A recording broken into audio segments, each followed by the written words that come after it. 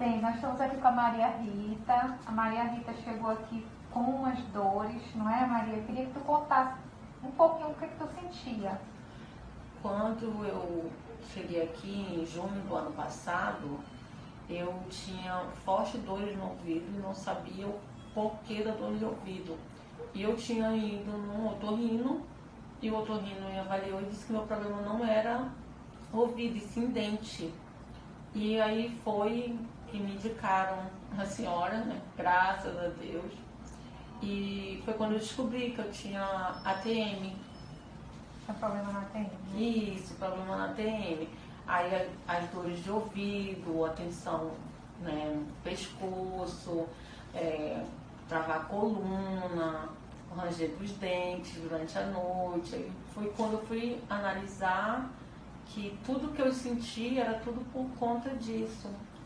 E aí a gente começou o tratamento, né? Mesmo com a pandemia, as consultas não são todas as semanas, mas pelo que a senhora me ensinou, passou a fazer os exercícios, usar a faixa.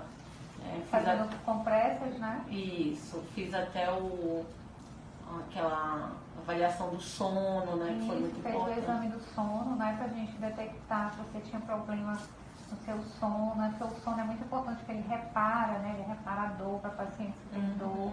E como você ficou nesse tempo de lá pra cá? Depois que a gente fez o trabalho do molde da placa, eu comecei a usar a placa. Lógico que no início não foi fácil, hoje eu já falo com a placa, durmo com a placa. Durante o dia eu estou trabalhando em home office, então eu sinto que às vezes eu estou com uma carga muito grande no ombro, dor de cabeça, aí vou lá e coloco a placa. Por incrível que pareça, me ajuda bastante, né? E à noite eu estou conseguindo dormir melhor, que eu durmo com a placa. Não preciso às vezes passar a noite todinha, mas a maior parte do tempo que eu estou com a placa, eu sinto que eu fico bem melhor. E agora continuar o tratamento, porque eu sei que a ATM não é uma coisa que botou a placa e já curou, não é isso, né? Como a senhora mesmo passa pra gente.